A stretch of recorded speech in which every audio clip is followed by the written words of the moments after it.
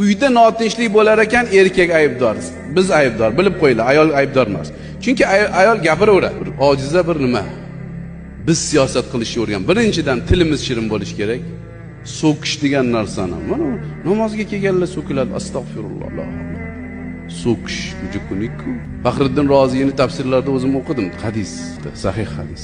Kim bir odamni sanpalonsan deb so'ksa, qiyomat kunida uzr so'ramasa, qiyomat kunida 80 darra olov bilan uriladi. Olov bilan. 10 tasini so'kkan bo'lsa 800 darra urilaveradi. Namoz o'qigan bo'lsa ham so'kkani uchun. Og'izdan chiqayotgan gapga odam mas'ul. Nima deyapsiz axir? So'kishlar voy. Men ishda yuraman deb urishganga voy. Xotinni shuna, xotin o'zingni nikohlab olgan xotiningni shunaqa so'kasan. Qanaqa son insonmisan sen?